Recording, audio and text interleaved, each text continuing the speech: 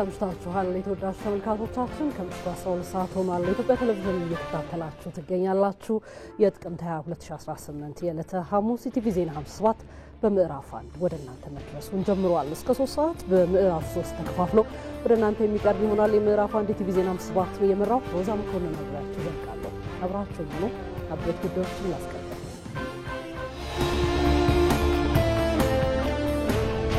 ጠቅላይ ሚኒስትር አብይ አህመድ የገጠር ሽግግርን ለማረጋገጥ የግብርና ሜካናይዜሽንን ማስፋፋት ወሳኝ ሚና እንዳለው ተናገሩ።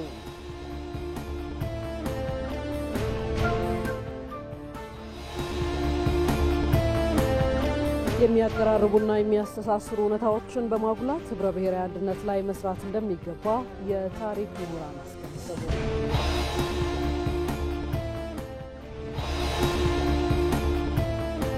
ከውጭ ከመረጥንላችሁ ጉዳይ አሜሪካና ቻይና የንግድ ጦርነቱን ለማቆም መስማማታቸውን የሀገራቱ መሪዎች አስታወቁ። የሚሉት የኢቲቪ ዜና 57 አበይት ርዕሰ ጉዳዮቻችን ናቸው።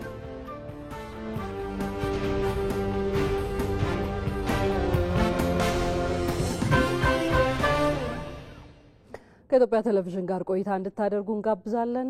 አብራችሁን ቆዩ።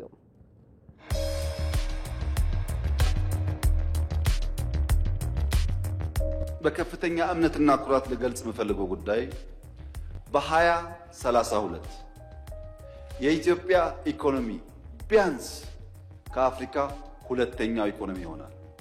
በ2036 የኢትዮጵያ ኢኮኖሚ ከአፍሪካ የመጀመሪያው ኢኮኖሚ ይሆናል። ይሄን እናሳካለን። ማንም ሊያስቆመን አይችልም። እናሳካለን።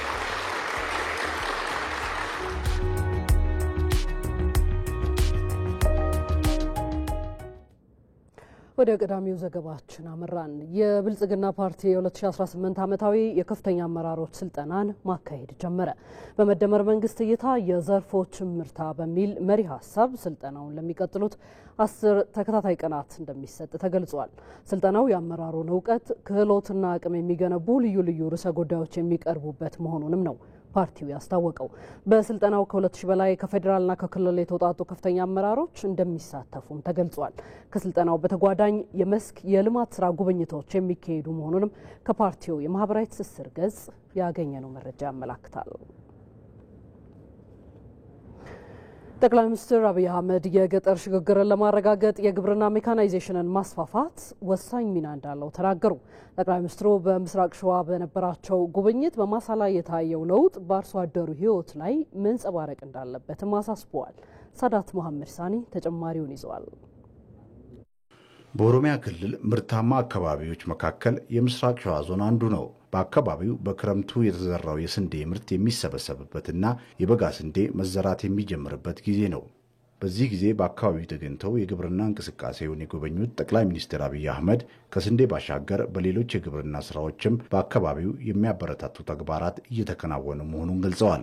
የገጠር ሽግግርን እውን ለማድረግም ግብርናውን በቴክኖሎጂ የመከወን ተግባር በስፋት መለመድ እንዳለበትም ገልጸዋል።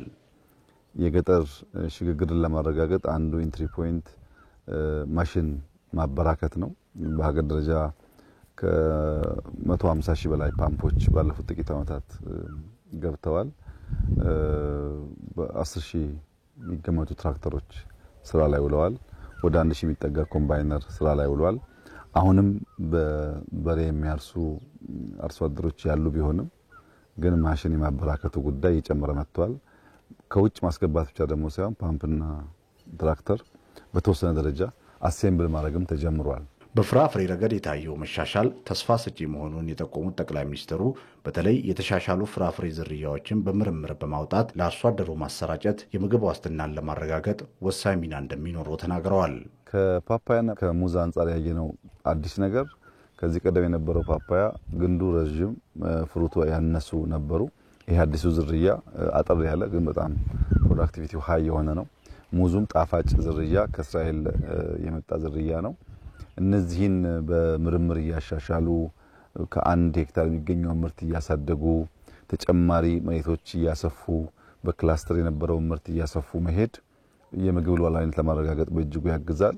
አሁን በገጠር የሚታየው እንቅስቃሴ ሰው በጓሮም በማሳውም ክረምትም በጋም እንቅስቃሴዎች አሉ። እነዚህ በጣም ጥሩ ናቸው።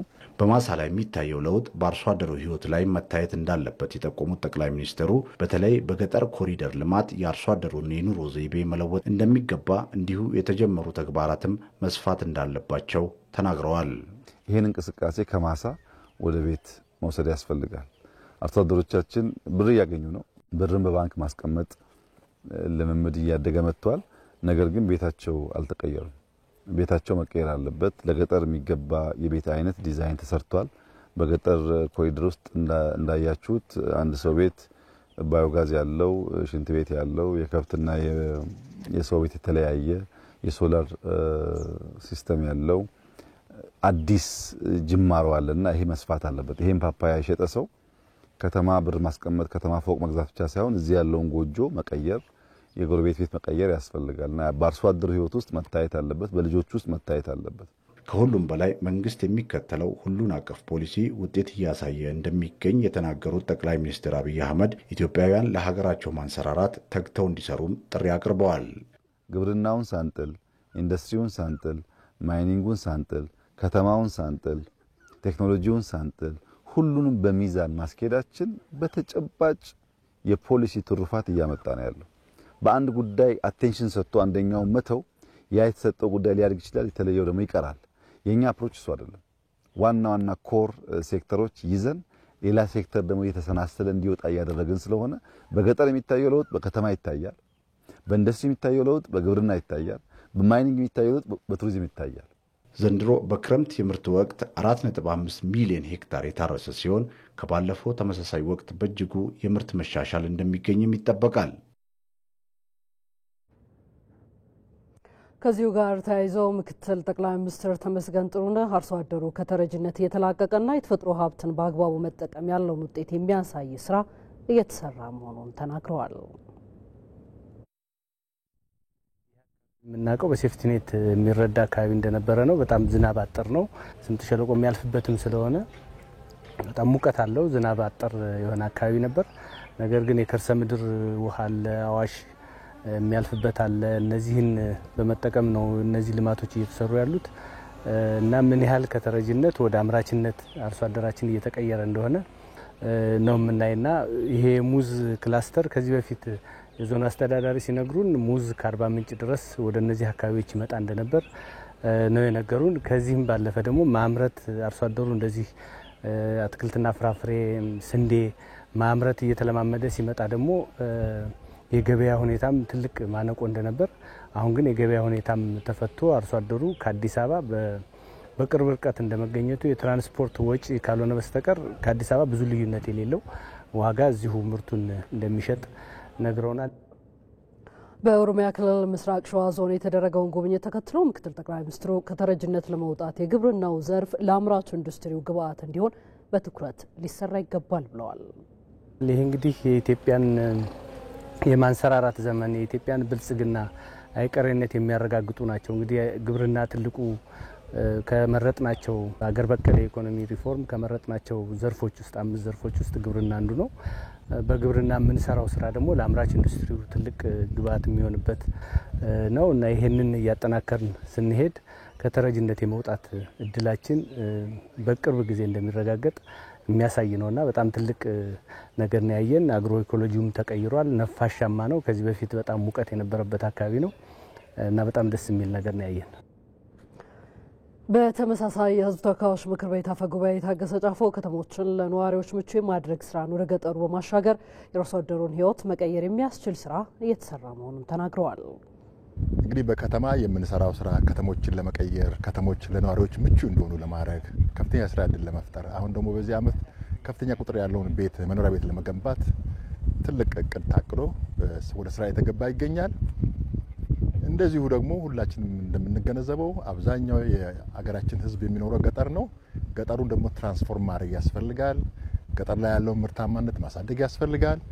ይሄ ገጠር ላይ የሚደረገው ምርታማነት ወደ ኢንዱስትሪ እንዲሸጋገር አግሮ ፕሮሰሲንግ ኢንዱስትሪዎች እንደዚህ እንዲሸጋገር ማድረግ ያስፈልጋል። በዚህም አርሶ አደሩ እጅግ ተጠቃሚ እንዲሆኑ ማድረግ ይቻላል።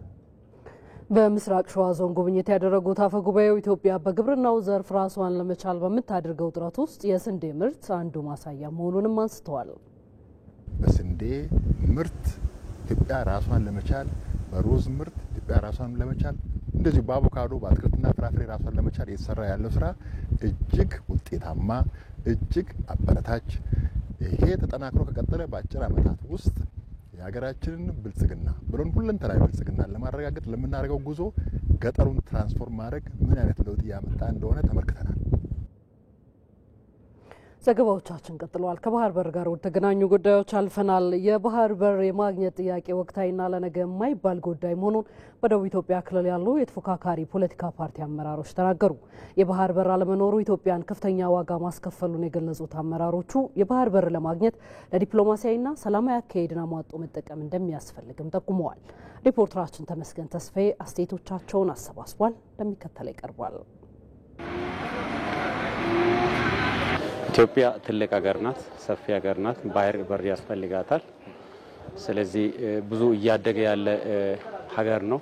ብዙ ትውልድ ያለበት፣ ብዙ ህዝብ ቁጥር ያለበት ሀገር ነው። ይሄ በነበረው በላንድ ሎክድ ሀገር ሆኖ መቀጠል አይችልም። መንግስት እየሄደ ያለበት አካሄድ እንደ አንድ ፖለቲካ አመራር ተገቢ ነው ብዬ ወስዳለሁ። የታሸገ መጋዘን ላይ መቀመጥ ማለት ነው።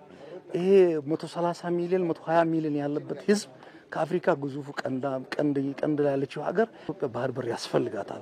ይሄ ዓለምም ያመነበት ጉዳይ ይመስለኛል። እኛም እንደ ኢትዮጵያዊ ተፎካካሪ ፓርቲ አመራርም የኢትዮጵያ ዜጋም በመሆናችን ባህር በር ያስፈልጋናል። ለዚህ ጥያቄም ድርድርም አያስፈልግም። አሁን እየሄደ 130 ሚሊዮን ህዝባችን በጣም የሚያነሳሳ ጉዳይ ነው እና ፓርቲያችን 100% ይደግፋል። እንቀጥላለን፣ እቀጥላለሁ። ትውልድም ደግሞ ያችን ቦታ እስከሚያገኝ ድረስ ይታገላል። እንደ ሀገር ያስከፈለን ዋጋ እጅግ በጣም ውድ ዋጋ ነው የከፈልነው ወደብ አልባ ሀገር በመሆናችን። አንደኛው የኢኮኖሚ ኪሳራ ነው። ሁለተኛው የቀጠናዊ የበላይነት ሪጂዮ ፖለቲካል አቅማችንን ቀንሶብናል ብዬ አምናለሁ። ብዙ ነገር ነው ያሳጣን። የሀገራችን እድገት መሄድ በሚገባው ልክ ህዝባችን መሄድ በሚገባው ልክ እንዳትሄድ ያደረገው አንደኛ ባህር በር እጥረት ነው። የምናወጣው ኮስቶች በዚህ ላይ በርደን ህዝቦች ላይ ዜጎቻችን ላይ እየተጫነ ያለው ዲፕሎማቲክ በሆነ መንገድ ከኤርትራ መንግስት ጋር ከኤርትራ ሀገር ጋር በመስማማት በመፈቃቀድ ሲፈልግ በነፃ ትሩ በዲፕሎማሲ መንገድ አሰብ ወደብን ኢትዮጵያ ብትጠቀመው ኤርትራ የሚከፋት አይመስለኝም። ለምን ሌላ የሚጠቀመው ሀገር ስለሌለ። ስለዚህ ከዚያ አኳያ ዲፕሎማቲካሊ በሆነ መንገድ መሄድ ከተቻለ እሱን ምርጫችንም መንግስት በጣም የዓለም አቀፍ ድጋፍ በሚያገኝበት መንገድ የባህር በር ጥያቄውን አጠናክሮ እንዲቀጥል የኔ ምኞት ነው፣ የፓርቲዬ ምኞት ነው። ኢቲቪ ዜና 57 ምዕራፍ 1 ላይ ነው የምትገኙት። የሚያቀራርቡና የሚያስተሳስሩ እውነታዎችን በማጉላት ህብረ ብሔራዊ አንድነት ላይ መስራት እንደሚገባ የታሪክ ምሁራን አስገነዘቡ። በተለይም የወል ትርክትን ለመፍጠር ህብረ ብሔራዊ አንድነትን ማጠናከር ላይ ትኩረት እንዲሰጠውም ተጠይቋል። ሙሉ ግርማይ ሀገር ተወረረች ሲባል ባርነትና ጭቆናን አሻፈረኝ እያለ በአንድነት የተማመው የሀገሬው ሰው አንድም ብዙ መሆኑን ያሳየበት ታላቅ የተጋድሎ ታሪክ ነው። ባህል፣ ቋንቋ፣ ብሔር፣ ፖለቲካዊ አመለካከትና እምነት ሳይገድበው ለነጻነቱና ለሉዓላዊነቱ ሳይደራደር በአንድነት ቆሟል። ይህ ከኢትዮጵያውያን አልፈው ለጥቁር ህዝቦች ሁሉ የታሪክ ጥፋት የሆነው የአድዋ ድል የኢትዮጵያ ህብረ ብሔራዊነት ደምቆ የታየበት የታሪክ ሀብትና ቅርስ ነው። ኢትዮጵያውያን አብሮ የመኖር ብቻ ሳይሆን ሀገረ መንግስትን ለረጅም ዘመን በማጽናት ለሀገር ዳር ድንበር አብሮ በመሰዋት ሞትን የተጋሩ ህዝቦች ናቸው። በአድዋ ድል ቁርሾን ወደ ጎን በመተው ሀገርን አስበልጠው ከብረት የጠነከረ አንድነታቸውን አሳይተዋል።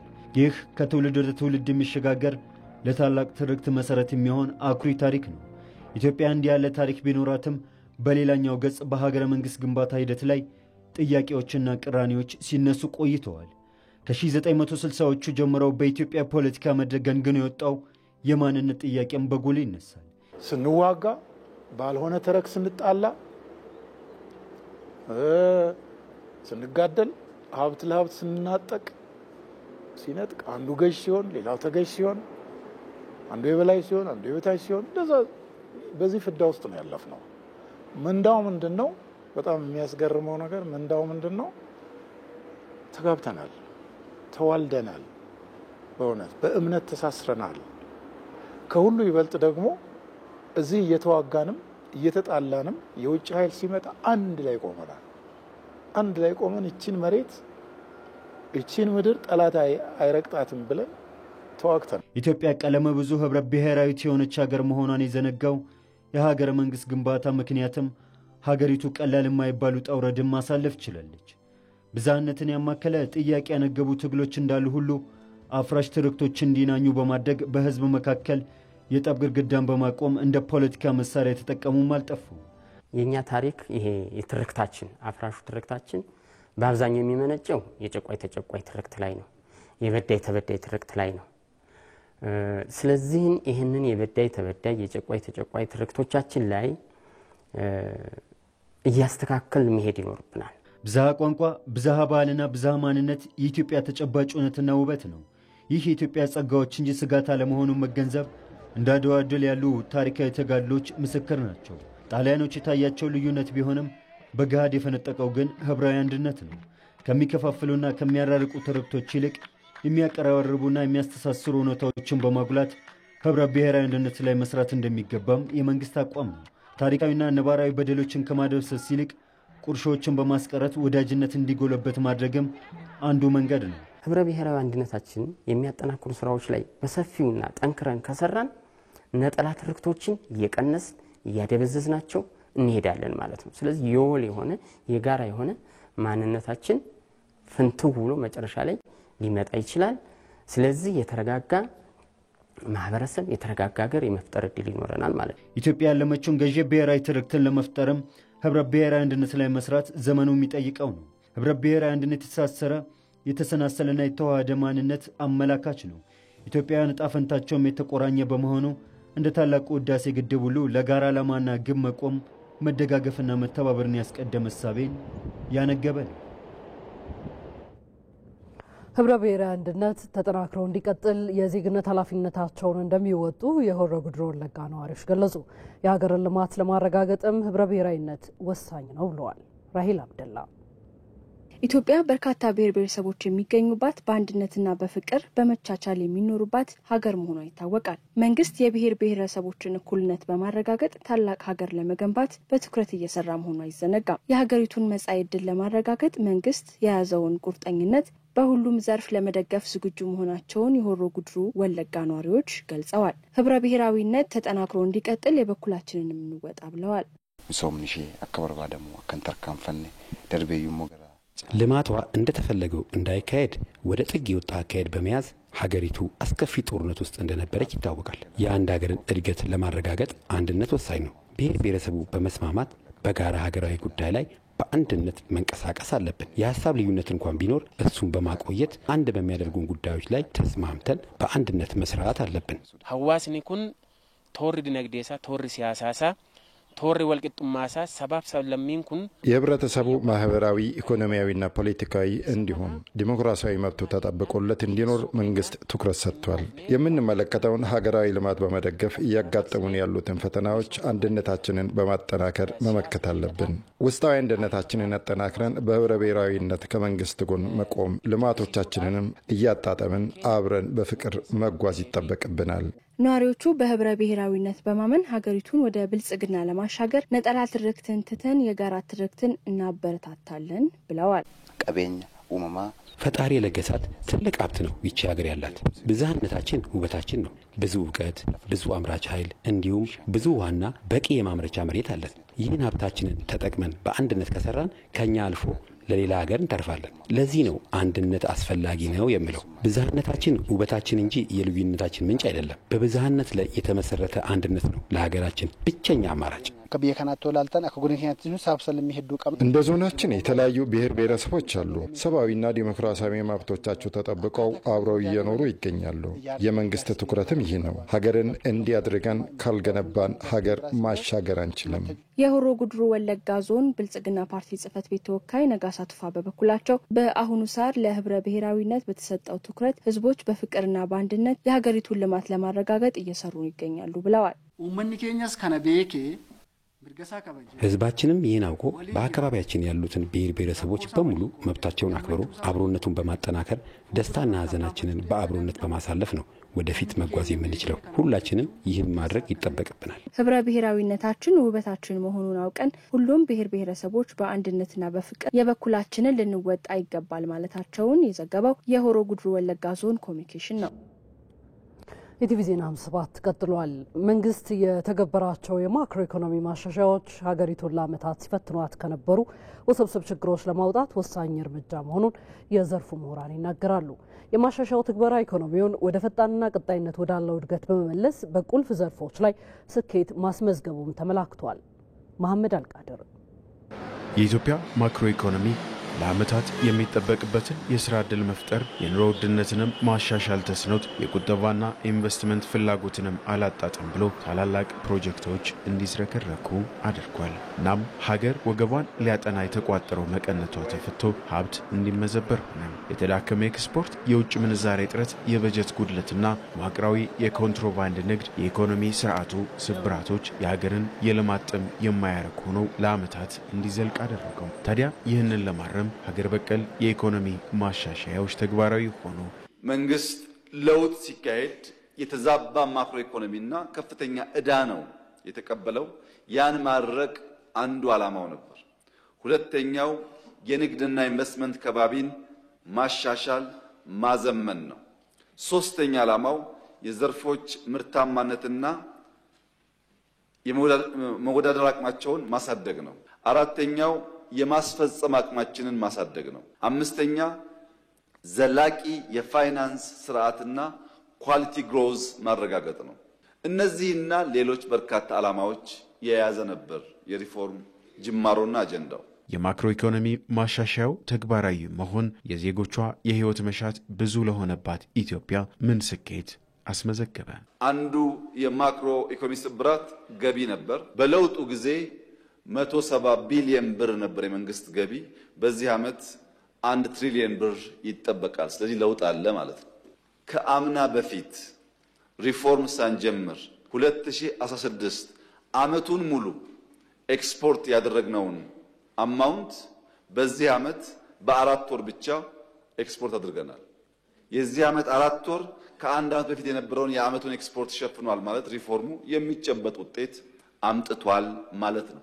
በሪፎርሙ ምክንያት ከ4 እስከ 4.5 ቢሊዮን ዶላር የሚጠጋ የዕዳ ሽግሽግ ተደርጓል። ይህ ታላቅ ድል ነው፣ የሪፎርሙ ውጤት ነው። ይህ ስፍራ ከዚህ ቀደም የጥቁር ገበያ የሚደራበት የሀገሪቱ የውጭ ምንዛሬ ግኝትንም በእጅጉ እንቅፋት ውስጥ ከከተቱ ስፍራዎች መካከል በቀዳሚነት የሚጠቀስ ነው። ቼንጅ ምንዛሬ የሚሉ ቃላቶችም በለሆሳስ ድምጾች የሚሰሙበት የጥቁር ገበያ ማዕከል የሆነ ስፍራ ነበር። አሁን ላይ በሀገሪቱ የተተገበረውን የማክሮ ኢኮኖሚ ማሻሻያ ተከትሎ የተለያዩ ቢሮዎች የውጭ ምንዛሬዎችን እንዲያስተዳድሩ ምንዛሬዎችንም እንዲሰጡ ተከፍተዋል። ይህ ታዲያ በሀገሪቱ ያለውን የውጭ ምንዛሬ እጥረት ከዚህ ቀደም ከነበረው በተሻለ ሁኔታ ላይ እንዲቀመጥ አድርጎታል። እንዲህ ያሉ ስፍራዎች ሙሉ በሙሉ ከጥቁር ገበያው ጸድተዋል ማለት ግን አይቻልም። የማክሮ ኢኮኖሚ ማሻሻያው መተግበር ቀጣይነት ያለው የኢኮኖሚ እድገት እንዲኖርና የፋይናንስ ዘርፉንም ያነቃቃ ስለመሆኑ ይነሳል። የተደረገው የማክሮ ኢኮኖሚ ማሻሻያ እጅግ በጣም ታሪካዊ ነው። በአጠቃላይ እስካሁን ድረስ ያለው አፈጻጸም እጅግ በጣም የሚያበረታታ ነው። አንደኛ የምንዛሬ ግብይቱ በተረጋጋ መልኩ ነው እየቀጠለ ያለው። የውጭ ምንዛሬ ግኝት በከፍተኛ ደረጃ ያደገበት ዓመት ነው። ኤክስፖርታችን ከባለፈው ዓመትና ከብዙ ዓመታት ጋር በሚታይበት ጊዜ እጅግ በጣም ከፍተኛ እድገት ነው ያለው። በውጭ ምንዛሬ አቅርቦት ረገድ ከፍተኛ የሆነ ውጭ ምንዛሬ መልሰን ለገበያው ነፃ ስለሆነ ለአስመጪዎች ለግሉ ዘርፍ አስመጪዎች በስፋት ማቅረብ የቻልንበት ነው።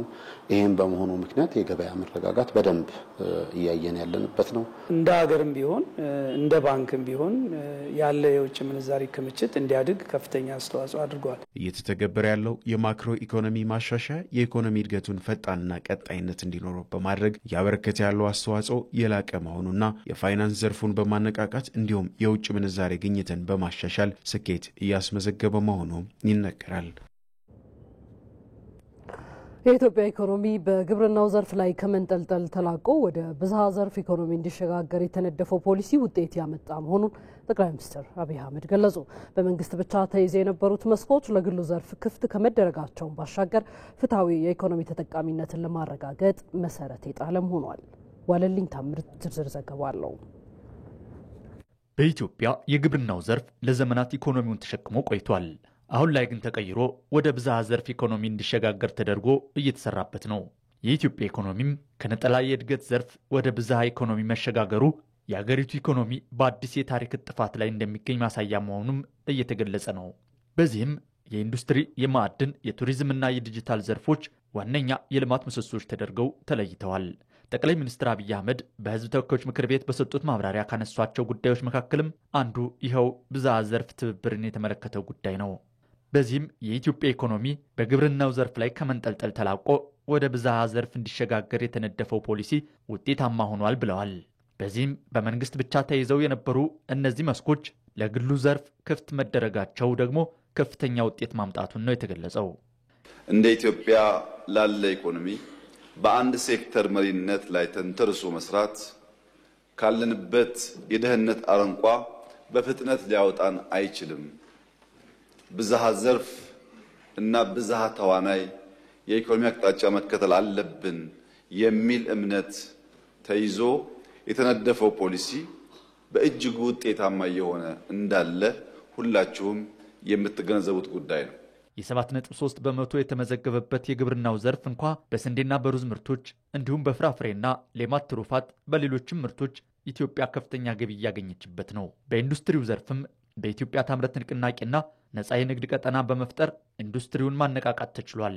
ከሸቀጦች ወጪ ንግድ ባሻገርም ገቢ ምርቶችን በሀገር ውስጥ በመተካት በቢሊዮን ዶላሮች የሚቆጠር ገንዘብ ማዳን ተችሏል። በጋዝ ማዳበሪያ፣ አውሮፕላን ማረፊያና ቤቶች ልማት ላይ የተሰሩ ያሉ ስራዎችና ሌሎችም የተጀመሩ ሜጋ ፕሮጀክቶች ሲጠናቀቁ ደግሞ ፍትሐዊ የሀብት ተጠቃሚነትን ከማረጋገጥም ባሻገር የኢትዮጵያ ኢኮኖሚ ላይ ተጨባጭ ለውጥ ያመጣሉ ተብሎ ይታመናል። ፍትሐዊ የኢኮኖሚ ተጠቃሚነትን ለማረጋገጥ ይህ ጅምር ከፍተኛ አስተዋጽኦ እንዳለውም ጠቅላይ ሚኒስትሩ አንስተዋል። የሆም ግሮን ሪፎርም አጀንዳ ብዝሃ ዘርፍና ብዝሃ ተዋናይ ሆኖ መምራት አለበት የሚለው ፖሊሲ ትክክለኛ ሐሳብ መሆኑን በተግባር በውጤት ያረጋገጥንበትና ይህንን ማጠናከርን የምንቀጥል መሆኑን ለመግለጽ እወዳለሁ። ኢኮኖሚው ወደ ብዝሃ ዘርፍ ያደረገው ሽግግር ብዝሃ ተዋናያንን ያሳተፈና ብዝሃ ተጠቃሚነትን ያረጋገጠ ሆኖ እንዲቀጥል ይህ ጅምር ተስፋ ሰጪ ሆኗል። ዘገባዎቻችን ቀጥለዋል። በአማራ ክልል ከ52 ሚሊዮን ኩንታል በላይ የመስኖ ሰብል፣ አትክልትና ፍራፍሬ ምርት እንደሚጠበቅ የክልሉ ግብርና ቢሮ አስታወቀ።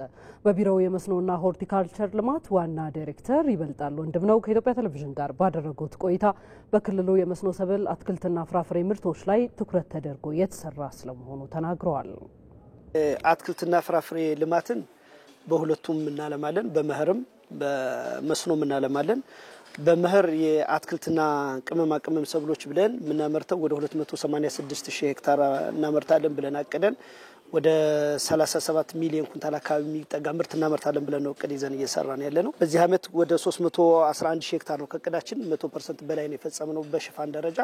ስለዚህ የክረምት ላይ የምናመርተው የአትክልት ምርት በአሁኑ ሰዓት ወደ ገበያ ቀርቦ የማረጋጋት ስራ እየተሰራ ይገኛል። ስለዚህ ገበያ ላይ የመኸር የምናመርተው ምርት መስከረምና ጥቅምት አካባቢ የገበያ ማረጋጋት ስራ ይሰራል። የተሻለ አቅርቦትን የማስተካከል ስራ ይሰራል ብለን የምንሰራው አንዱ በመኸር የምናመርታቸው ስራዎቻችን ናቸው። ሁለተኛው በመስኖ የምናመርተው አትክልትና ፍራፍሬ ሰብል ምርታችንን ነው። ወደ 383686 ሄክታር እናለማለን ብለን ነው እቅድ የያዝ ነው። ወደ 52 ሚሊዮን ኩንታል ምርት እናመርታለን ብለን ይዘናል። ከዚህ ውስጥ 10 ሚሊዮኑ ስንዴ ሲሆን ሌላው ቀሪው 42 ሚሊዮን ኩንታሉ አትክልትና ፍራፍሬ። እንደ ሪፖርተራችን ተስፋውን ደስታ ዘገባ በዘርፉ የተሻለ ምርት ለማግኘት በቅንጅት እየተሰራ መሆኑን ጠቁመው ለመስኖ ሰብል፣ አትክልትና ፍራፍሬ የሚሆኑ አካባቢዎችን በመለየት በክላስተር እንዲመረቱ እየተደረገ መሆኑንም ተናግረዋል። እየሰራን ያለነው በዚህ ዓመት አንደኛው ለአትክልት የሚሆኑ አካባቢዎችን ለፍራፍሬ የሚሆኑ አካባቢዎችን ለይቶ በክላስተር እንዲመረቱ የማድረግ ስራዎችን ነው የምንከተለው። ለምሳሌ ከፍራፍሬ አቮካዶ፣ ፓፓያ፣ ማንጎ፣ ሙዝና ሲትረስ ብለን ሙዝና ሲትረስ ብለን የምናነሳው ሎሚና ብርቱካንን ጨምሮ እነዚህን ይዘን በክላስተር ምናመርታቸው አካባቢዎች ለይተን እንሰራለን። ሌላው ደግሞ በፍራፍሬ የምንሰራቸው ደግሞ በጓሮ ዙሪያ ሁሉም አርሶ አደር የተለያዩ የፍራፍሬ ምርቶችን ከ2 ከ3 ዝርያዎች በላይ አሰባጥሮ ተክሎ እንዲጠቀም የማድረግ ከስርዓተ ምግብ ጋር ተያይዞ የሚሰራቸው ስራዎች አሉን። ሶስተኛው ደግሞ በተፋሰስ ብለን በሶስት የተከላ ሞዳሊቲ ነው የምንከተለው። ሶስተኛው ደግሞ በተፋሰስ ያፈርና ውሃ ጥበቃ ስራ ተሰርቶላቸው ከስራ እድል ፈጠራና የዘር ምንጭ እንዲሆኑ ብለን የምንሰራቸው ነው በፍራፍሬ። ስለዚህ በዚህ ረገድ የተሻለ ተስፋ የሚሰጥ መልካም ውጤት የተገኘ ነው። የኢትዮጵያ ታሪካዊ ጠላቶች የመልማት ቀና የማለትና የማንሰራራት ጊዜዋ ላይ የማዳከም አካሄዶች ለምን ይበረታሉ? የነገው የአዲስ ቀን የዜና መሰናዶ የሀገር ጉዳያችን ነው። የኢትዮጵያ ታሪካዊ ጠላቶች እንዲህ ባለው የማንሰራራት ጊዜ ወደ ኋላ ለመጎተት ከውስጥም ከውጭም የሚበረከቱ የባዳና የባንዳ አካሄዶች የማይበግሩት ህብረ ብሔራዊ አንድነት እየተገነባ መሆኑን ማየት ይቻላል። የዘመናት የትውልድ ጥያቄ የሆነው የባህር በር የማልማት ጥያቄን በአጭር ጊዜ መፍትሄ መስጠት አንዱ መንገድ ነው። ኢቢሲም በነገው የአዲስ ቀን የዜና መሰናዶ ይህን የኢትዮጵያ ታሪካዊ ጠላቶችን አካሄድ በመረዳትና በአንድነት በመቆም እንዴት እንደ ባህር በር ያሉ የመልማት ፍላጎቶችን ማሳካት ይቻላል የሚለው የሀገር ጉዳይ አድርጎ እያነሳ ቆይታ ያደርጋል። ከአንድ ሰዓት እስከ 3 ሰዓት በሚኖረው ቆይታም እንግዶችን በዚህ ጉዳይ ላይ ጋብዘን ተጨማሪ ማብራሪያ እናሰጥበታለን።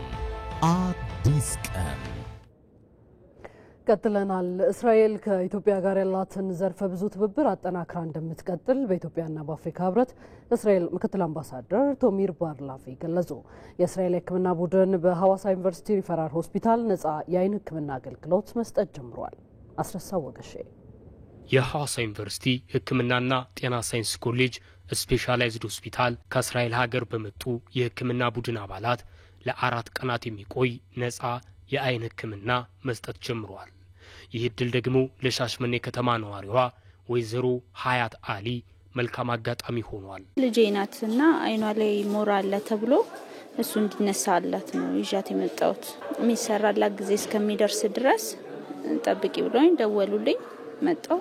አርብ ዕለት ተደውሎልኝ ለትላንት ሲቀጥሩኝ በጣም ነበረ ደስ ያለኝ እና የበለጠ ደግሞ መጥቼ ደግሞ ሳይ ያለውን ነገር ምናምን ሳይ በጣም ደስ ብሎኛል። ከብዙ ጊዜ በኋላ ቢሆንም ይሄንን እድል በዚህ ሰዓት ደግሞ ማግኘቷ በጣም ደስ ይላል። የሕክምና አገልግሎቱ በእስራኤል ሀገር አንጋፋ በሆነው ዓለም አቀፍ የልማት ተቋም ማሻቭ የሚሰጥ ሲሆን ይህም ኢትዮጵያና እስራኤል በተለያዩ ዘርፎች ያላቸውን ትብብር የሚያጠናክር ስለመሆኑ በኢትዮጵያና በአፍሪካ ህብረት የእስራኤል ምክትል አምባሳደር ቶሜር ባርላቪ ተናግረዋል። እንደሚታወቀው እስራኤልና ኢትዮጵያ ረጅም ዘመናትን ያስቆጠረ ግንኙነት አላቸው። በግብርና በኢኖቬሽንና ቴክኖሎጂ አብረን እንሰራለን። የጤና ዘርፍ ደግሞ ትልቁ ትብብር ያለበት ነው። በቀጣይም ኢትዮጵያና እስራኤል በተለያዩ ዘርፎች ያላቸውን ግንኙነት አጠናክረው እንዲቀጥሉ እንሰራለን። በሆስፒታሉ የሚሰጠው ሕክምና ውስብስብ የአይን ጤና ችግር ያለባቸውን 40 ህጻናትና ሌሎችም አዋቂዎች ተጠቃሚ የሚያደርግ ሲሆን ኢትዮጵያውያን ባለሙያዎችም የእውቀት ሽግግር የሚያደርጉበት ስለመሆኑ የሐዋሳ ዩኒቨርሲቲ ምክትል ፕሬዝዳንት ዶክተር ፍስሐ ጌታቸው ገልጸዋል። በጣም ውድ የሆኑ የኦፕሬሽን ስራ ነው የሚሰሩት።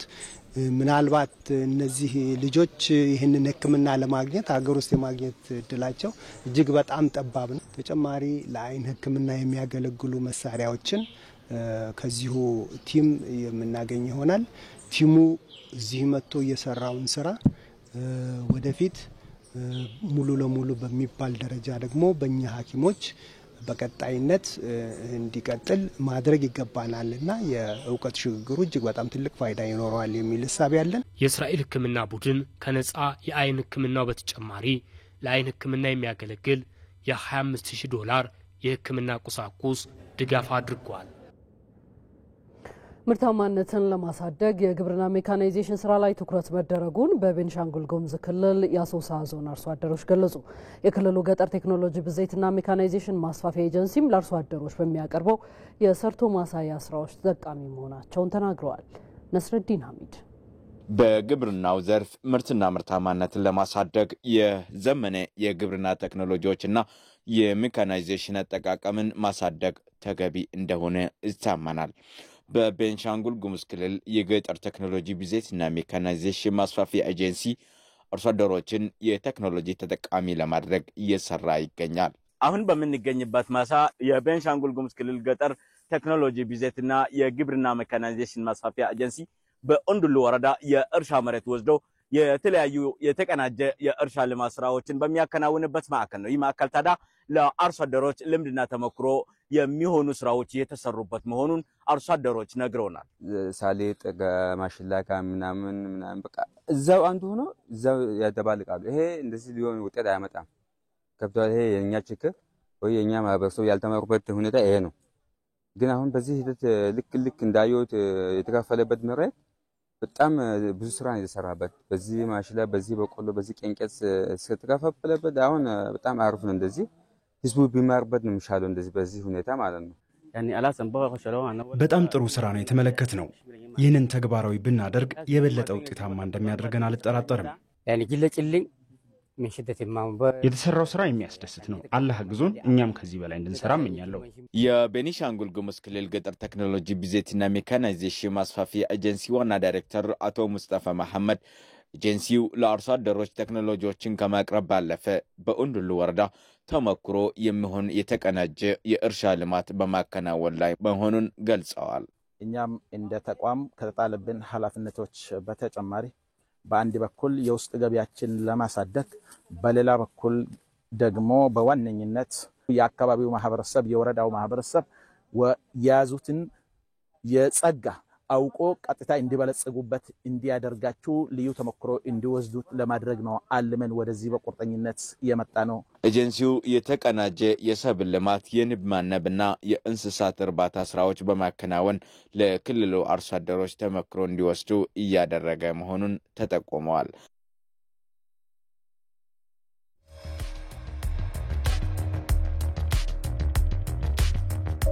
2016 አመቱን ሙሉ ኤክስፖርት ያደረግነውን አማውንት በዚህ አመት በ4 ወር ብቻ ኤክስፖርት አድርገናል። የዚህ አመት 4 ወር ከአንድ አመት በፊት የነበረውን የአመቱን ኤክስፖርት ሸፍኗል ማለት ሪፎርሙ የሚጨበጥ ውጤት አምጥቷል ማለት ነው። ኢቲቪ ዜና 7 ወደ ውጭ ጉዳዮቹ ተሻግሯል። አሜሪካና ቻይና የንግድ ጦርነትን ለማቆም መስማማታቸውን የየሀገራቱ መሪዎች አስታወቁ። የሁለቱ ሀገራት መሪዎች ያስቀመጡትን ከፍተኛ ታሪፍና የንግድ እገዳ ቢያንስ ለ1 ዓመት እንደሚያነሱም አስታውቀዋል። አዝመራው ሙሴ ዝርዝሩን ይዞታል።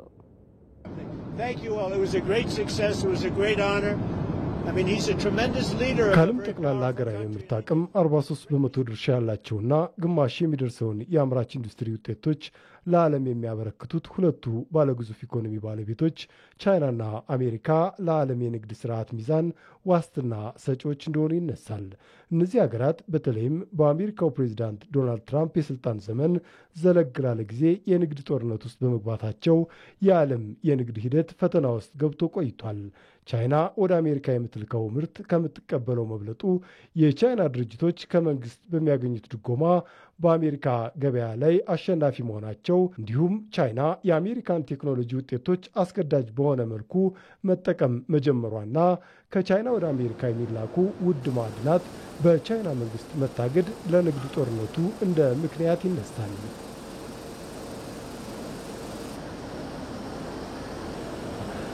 ይህም በሁለቱ ሀገራት ንግድ ልውውጥ ላይ ከፍ ያለ ቀረጥ እንዲቀመጥም ምክንያት ሆኗል።